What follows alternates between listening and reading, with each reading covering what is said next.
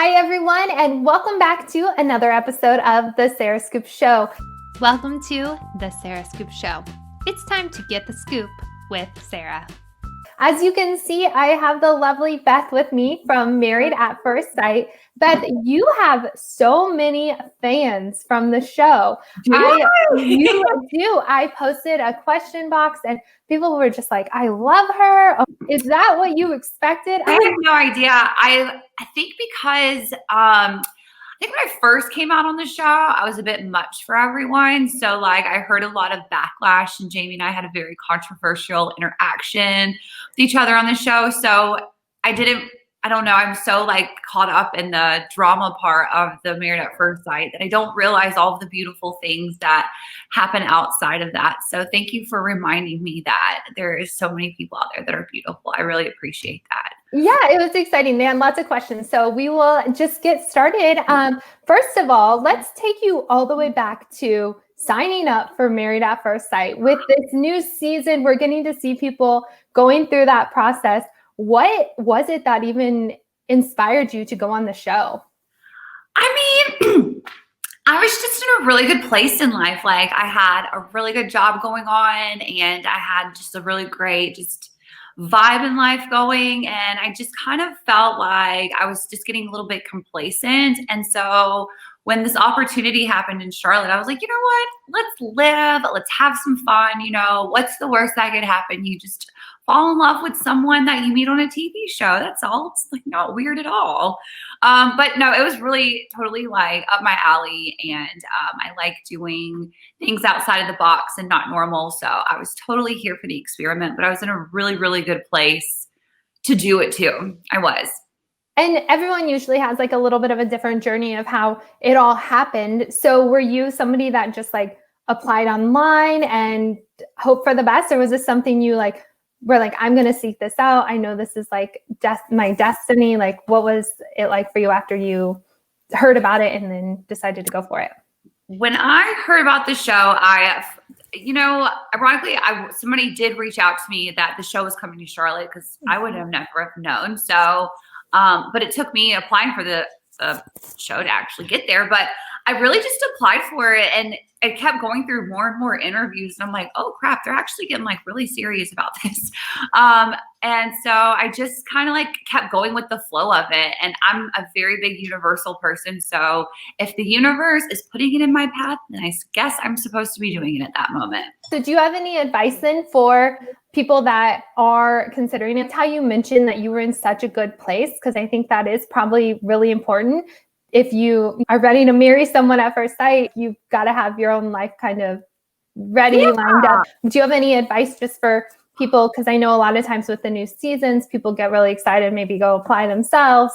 This is not an experiment that you want to go and like, this is not your first discovery of yourself. I feel like if you're going to go into this experiment, you really have had to have spent some time with yourself, and you know who you are, and then you can go in more open-minded. Like you have to be open-minded in the experiment. And like you also just have to be open for like constructive criticism, because this is such a shocker. Whenever I went on the show, come to find out I wasn't perfect. I was so shocked. I know, but no, you have to be able to take that criticism and know that it's constructive and know that it's good for you. They're not sitting here trying to like down you through the whole thing or talk to you like you're an imperfect person, but they're just trying to help you become a better person. And people, once you realize that, that's the mindset you need to go in with the show, is that you're going in trying to just be a little bit of a better version of yourself, and you're going to discover that you're not perfect. And do you remember then what it was like on that day when you're about to marry Jamie, who you just didn't even know that was him until walking down the aisle? What, if you went back to that moment, what were you thinking and feeling at that time? Oh, I felt like, this is such, and I know there's going to be, I was a cheerleader, and I remember that whenever I used to go to competitions, I was super competitive cheerleader. And so whenever I would get ready to step out on that floor, I just remember I'm like, holy crap, what did I just get myself into? Like kind of like going like on a roller coaster or something. You're like, oh my God, I can't get off. I can't get off. Like we either have to go down or like you just are going to have to go for it. And so that's what I can compare this to, is like getting on that ride and you know that you can't turn around afterwards. Like you just have to fully commit at that point. I love that. I think that even watching that you have a bunch of videos on YouTube I watched earlier as well. And I just like that you are like, this is me. I'm going for things in life and you just go for it. Yeah, thank you. I'm just I don't know. I just can't sit still. I guess I'm one of those people that can't sit still. And so you just kind of like, why not? You know, the true story behind the YouTube, I'll tell you my real story behind the YouTube is that I moved to San Francisco with Jamie right after the show, and we'd only been there for 6 months. So getting acclimated to the city. And then I was a hairstylist. I worked in the beauty industry. I was an account executive at a brand management company, and I've also been behind the chair for like 10 years. So I was coming out to San Francisco to really climb my beauty career even further. And then when the pandemic happened, everything just stopped here. Like the salons didn't really fully open. I was in the middle of interviews and they all stopped. And so I was like, oh my God, like the whole beauty industry just like came to a stop. What am I supposed to do?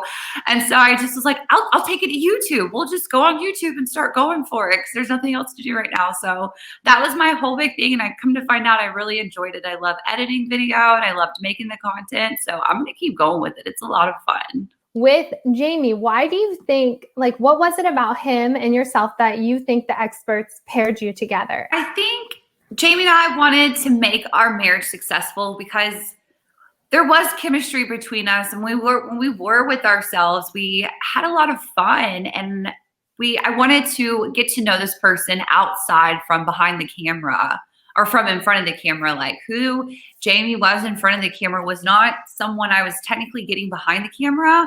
And I really liked that Jamie behind the camera. And I think he liked me too behind the camera, but I just think that we really, really liked each other. And like, we just couldn't quite let each other go. It was like, I don't think I'm quite ready for you to be out of my life yet. And once I realized that, it was just, sky was the limit with loving that man and going across the country in our great adventure. It's been really, really awesome. I have like zero regrets. I feel like if people would just get out of each other's, like get out of your way, just like stop thinking you're always right. Stop thinking you're the best about it. Cause I watch these experiments and that's the one thing that I want to just like shake the person in front of me and be like, no, just stop. Like, listen, just listen. Okay. Can we pull the footage up, show them, and then they're going to be fine. But I just wish they would get out of their own way. And I think that we would see more successful marriages, but some people just get wrapped up in the television and the reality TV aspect, and I don't think they can get past that. And when you watched your season back, how do you feel? Like, I know you actually mentioned this in one of your videos. You talked about how people can say they got a bad edit or things like that, but really what we see is what happened. How do you feel like your relationship was portrayed for us? I mean, that was pretty, what you saw, I mean, Jamie and I definitely had some arguments. I am definitely what you see is what you get. So I had nothing to hide when those cameras were coming in. I didn't have anybody else I wanted to be. So, you know, what you saw was what you got with Jamie and I. Yeah, we had some like interesting arguments. But I do feel like people need to own up to their bad edits. I think that, you know, the camera couldn't just make up you getting angry like that. They couldn't just like twist that around for you. Like, sorry, but they just can't. Like, you did get aggressive with producers. They can't make that up. I'm sorry. So people can say what they want to say, but once you start taking accountability for what happened on that camera, then you can start living your life better. And when you are there, I can only imagine the added stress of having people filming you all the time. When cameras are rolling, is it they're rolling just nonstop? With that camera, the minute they walk into your home, the minute that camera stays on that guy, like he's there and he's gonna be there getting everything. I mean, you could literally just go sit in the bathroom for an hour, and guess what? When you open that door, that camera's right there in front of you. You're like, whoa. So I mean, yeah, I just feel like if people would just be themselves, stop trying to prove something, stop trying to be something, and then sky's the limit for you. But yes, that camera's in your face and it's going to expose you if you are up to no good. And it does happen. I feel like sometimes some got some little slip throughs, you know? And I know that you had a lot of things that were quoted or, just stuff from Naturally Talking. But if I didn't ask about the basic Caucasian sex, all of the people in the question box would be like, what? Why didn't you ask that? And so we got to hear it from you. What is it? Where did it come from? How did you think of it? And I saw you even had a mug with it. Like, is this a thing? Is this your trademark? Actually, I did get basic Caucasian sex trademarked.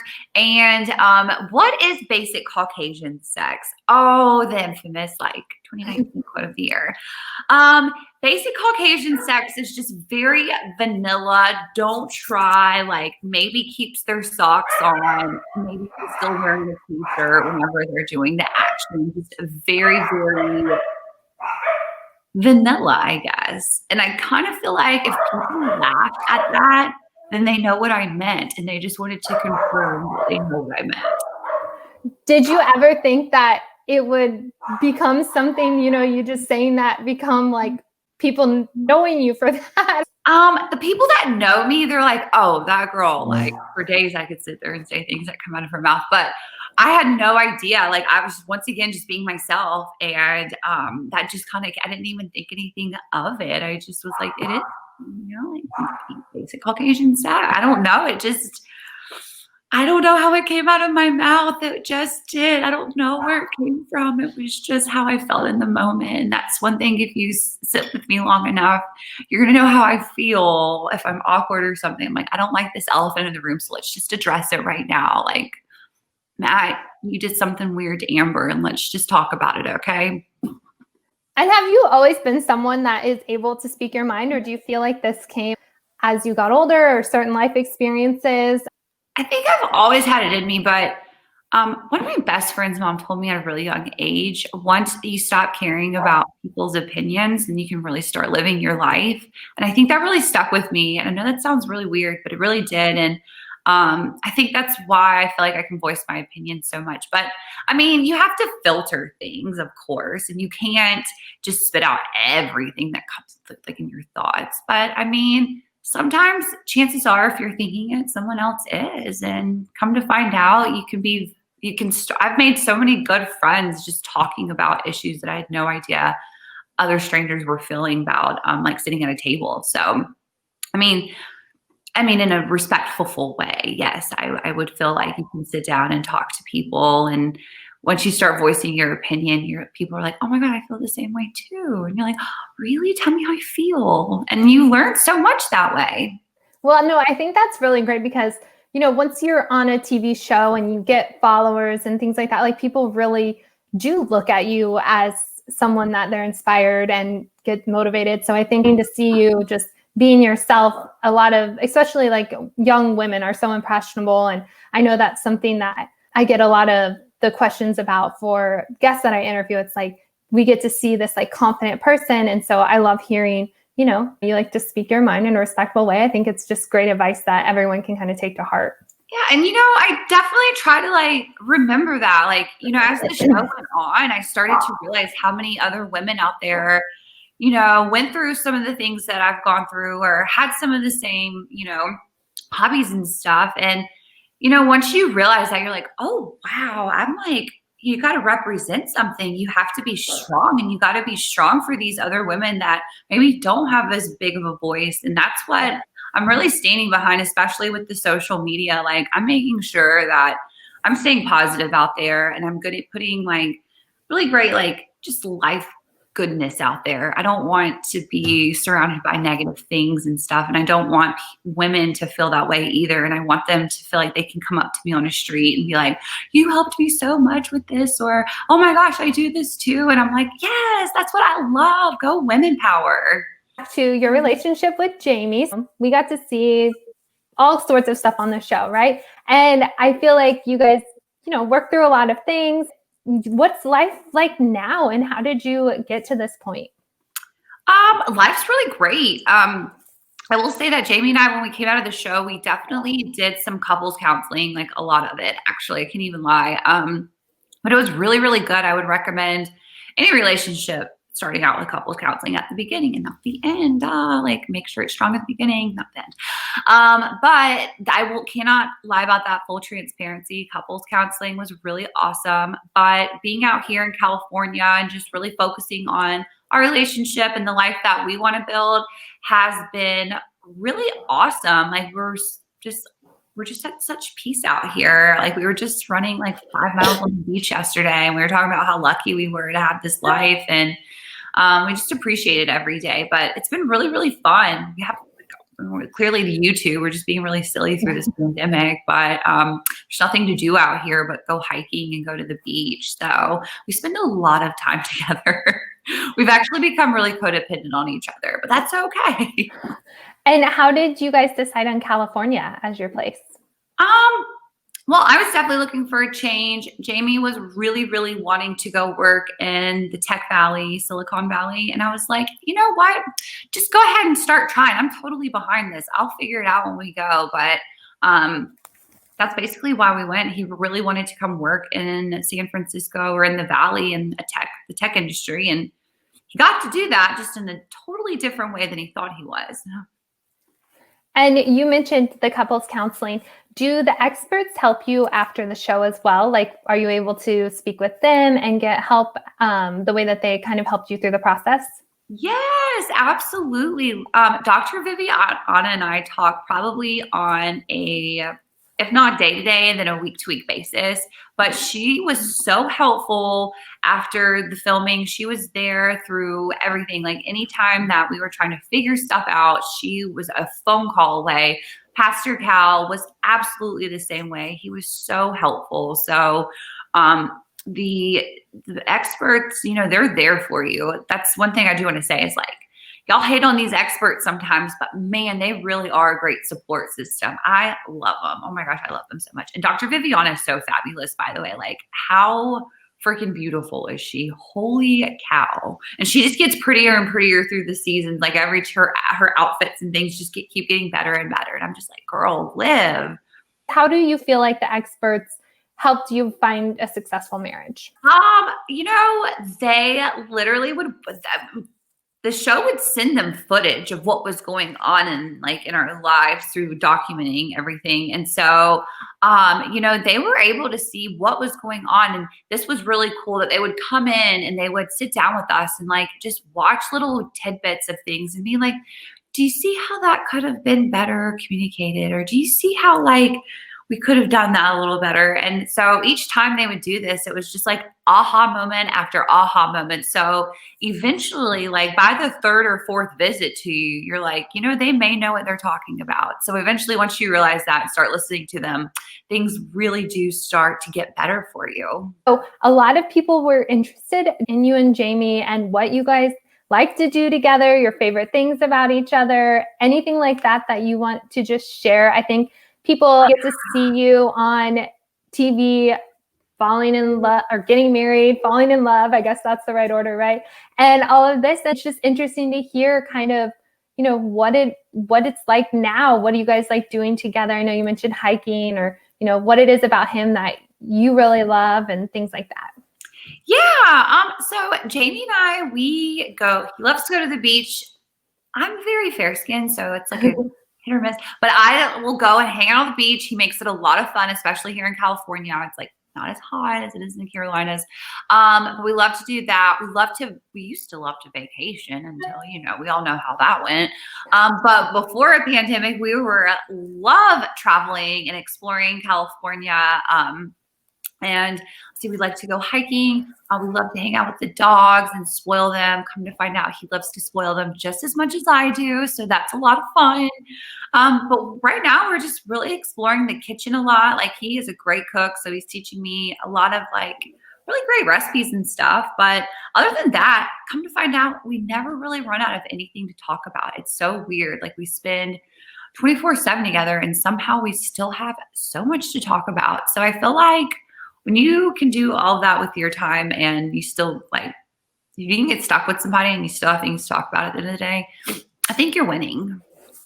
It's interesting how they match you with people in your city, but no one, like you guys definitely did not know each other at all. That's correct. right? No, I am like a Sunday drag brunch kind of girl with my friends, and he is definitely like brewery with the boys. So we've never crossed paths like that before, come to find out. But come to find out, we didn't want to just brunch and go have beers in Charlotte anymore. So this has been a really, really great experience with Amy, like being able to explore like other things that we like to do and discover new hobbies. Because I mean, living in Charlotte, you don't have the ocean, or you don't have like all these like really cool hikes and stuff like you do here in California. So this has been really, really cool to like gain new hobbies and just do things in a different way. And you get to discover that with someone who wants to do that too. And I think that was a really huge moment that Jamie and I realized that we should stay together and like explore ourselves more with each other, because come to find out, we both like to be adventurous and go try new things. And we wanted to discover different sides of ourselves. And when you guys are planning the future, do you see yourself staying in California? Are you kind of like up in the air? Do you have any cool, fun projects you're working on? Anything like that? My only thing is, I think if we do, I think the only place that we would consider living is maybe Colorado, because I'm just like a beach or a mountain bum. Like I love being in the mountains and stuff. But right now it's going to be really hard convincing us moving from this gorgeous city town that like the ocean, it's like paradise here. How do we leave this place? I have no idea. So we're just enjoying our time right now, and we're just going to go with the flow. I think we might just have to flip a coin or something at the end of it all. How have you stayed positive through all of the COVID stuff and just, you know, life changing so much with us not being able to travel and things like that? You know, I can't say it's all been rainbows and butterflies. I mean, have there been times where I've cried in the shower? You know, maybe. But, you know, if you haven't done that at least once in the pandemic, have you really experienced it? I don't know. Once I got through the initial shock of the pandemic, at this point, I mean, what can you do? You just got to go with the flow of it. You can't fight it. You can't cry over it. None of that's going to help. So, you know, just get some hobbies at home, maybe learn how to paint, you know, fix that tree if you need to on your painting, or if you want to take up YouTubing and editing videos, go do that. You know, I just recommend doing stuff like that. Just stay safe, please. Just like find an at-home hobby. Previous castmates, do you communicate with a lot of them? Like I know you guys are going through something that very few people have gone through. So have you built a lot of relationships with other castmates? Yes, I have. I actually have. Jess and I have never met. She sent me a Christmas card. How cool is that, right? But no, I talked to them all. I mean, why not? Especially like Amani, I talked to. Karen, I talked to from the new seasons, especially since they're doing couples cam now and stuff. So it's really, really cool to get in a conversation. I mean, of course, the girls from season 9. I mean, our group chat's called the First Wives Club, you know, so I talk to them all the time too. I mean, I guess those are I talk to them a lot of texting and FaceTiming, and you know, it's been really nice though. It's really cool to hear about everyone else's experiences through this whole experiment. So it's really, really nice. And once you go through this process, it's kind of like a secret bond you have with these women and the men. Like Anthony's so great. Ashley and Anthony are so funny.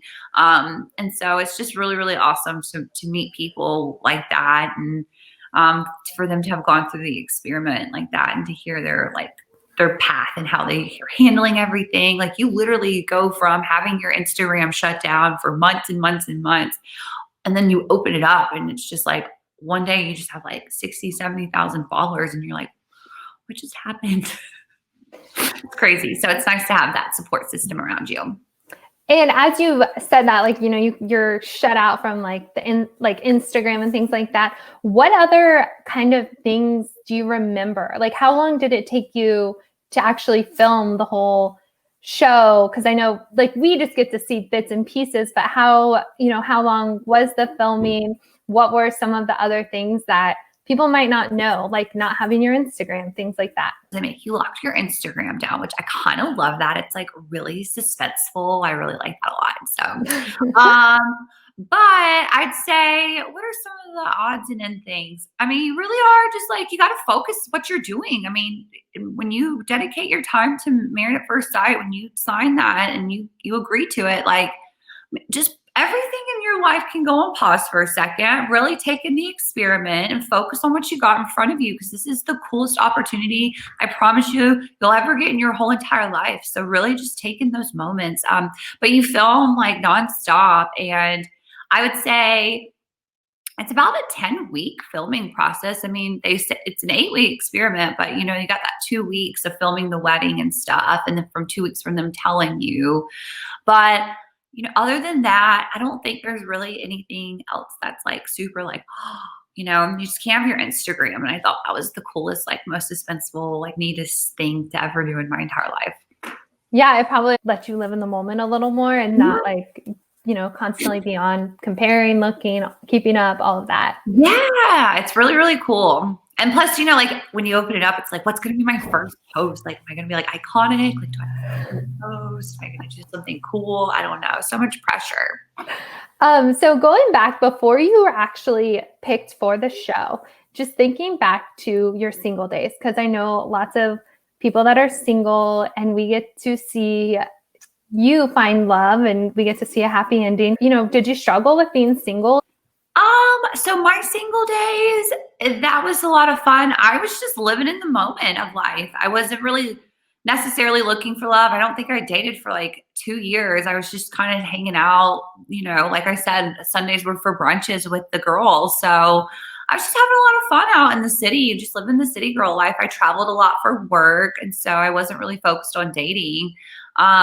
So when this opportunity came around, it was a total 180 from the life that I had been living, but I was okay with it. I was ready for the switch. So you have to be ready to change your life totally when you get ready to go into this, because once you go in, your life's not going to be the same when you come out. You're either going to come out with a spouse, or you're going to come out with a bunch of new friends. You're going to come out with a bunch of people that you met, like a whole different perspective on life. So just remember, when you go into this, your life will no longer be the same, in a great way, a very good way. I know like your relationship status changed, but has the whole process also taught you, just anything else? Like, as you said, this is something that is life-changing. Yeah, I mean, it's definitely, I thought I was open-minded.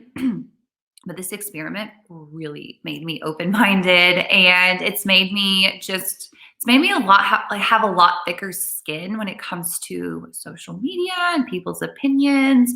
Other than that, I mean, it's just really made me grow as I'm not so selfish anymore. I definitely like have this human who's in the life with me, and I have to consider like his needs too. And so it's not always about fulfilling what Beth wants anymore. And so I think that's been the most beautiful thing about this process, is that I have become a lot less selfish through all of this. With Couples Cam, what's it been like for you and Jamie filming Couples Cam and watching back, like getting to watch other people live out what you've already lived? Oh, Couples Cam. Okay. So Couples Cam's so fun. I actually love keeping up with the other couples' lives just to see like what they've been filming, what they have going on. But so it's a lot of fun. You just kind of get to see behind the scenes of our lives, and it's like all self-shot. So it really is all behind the scenes stuff.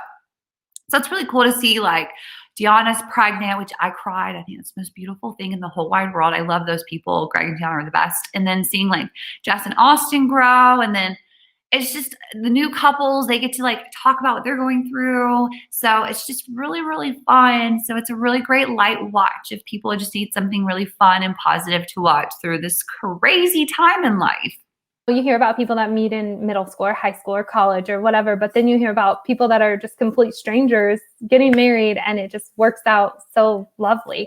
Love doesn't have a rule. Like, love does not have a timeline. Love doesn't have rules. There's no rules of how you fall in love or when you fall in love or who you fall in love with.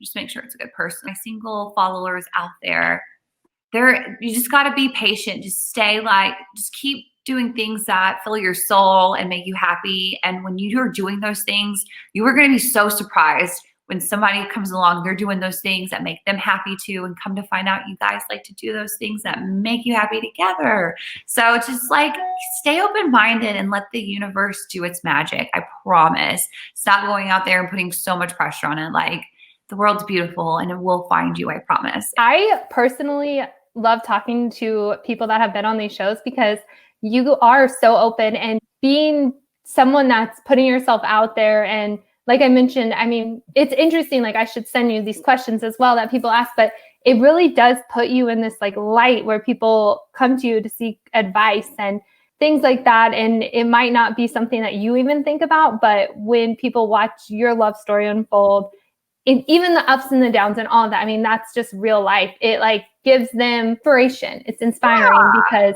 it will, you know, eventually happen for the other people. I agree with you on that. And I didn't realize that until after I got off the show and it started to air. So many people reached out to me or approached me on the streets and they were like, oh my gosh, my wife and I, or my boyfriend and I, we argue like that, but you guys give us so much hope that we can work through this and stuff. And I'm like, God, I hope I just saved a lot of relationships in that.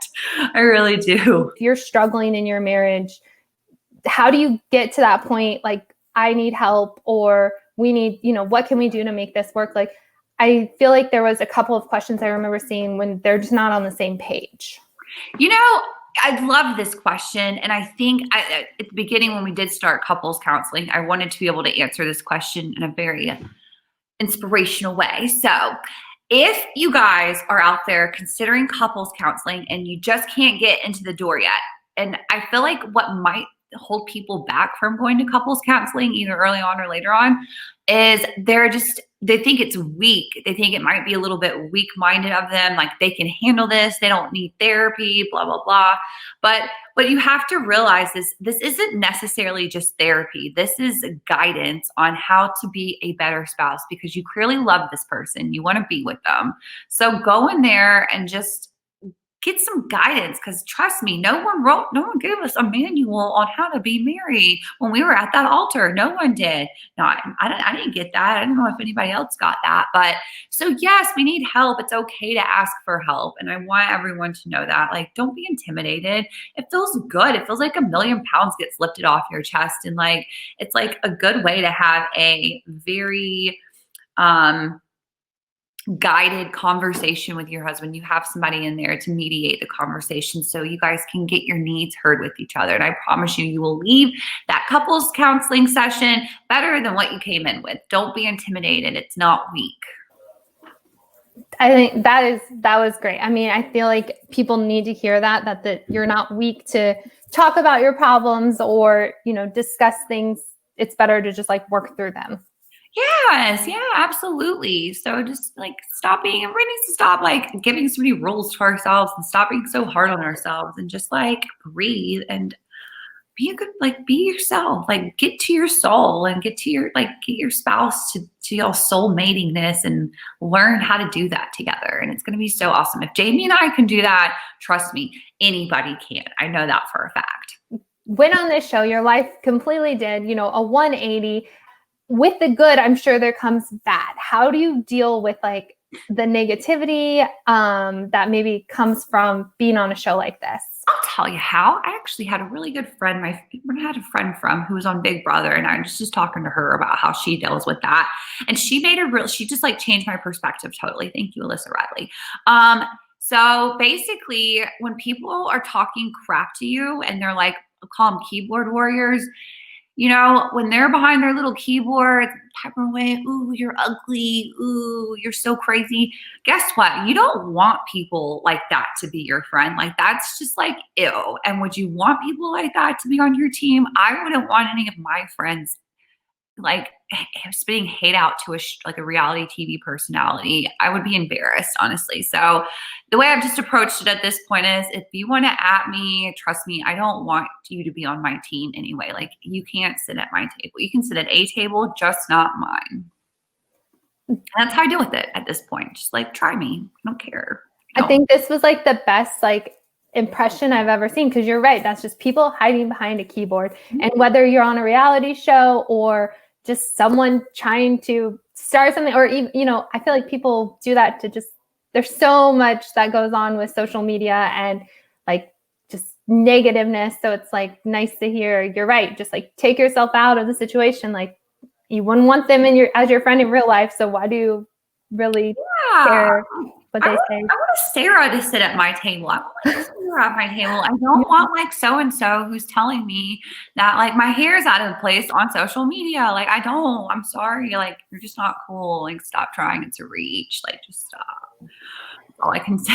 Like I get so tired of it. So my 2021 tolerance is really low for it. And I just can't care anymore. And speaking of 2021, with people always doing new resolutions, things like that, do you have like any quotes you live by or a favorite book you recommend people read? Because I know we've talked a lot about Married at First Sight, but people enjoy just getting to know you too. Another one, so you can kind of answer all these together. And they were like, what makeup does she use? And how come her teeth are so white? So there's a couple, if you want to answer any of that or just share any like of your favorite products or tips or anything that you can. Oh my God. Yes, I'd love to. So my favorite books, there's one, it's like not a mainstream book. I hope it does go mainstream. There's going to be a 4 series to it. It's called The Uncharted Freight.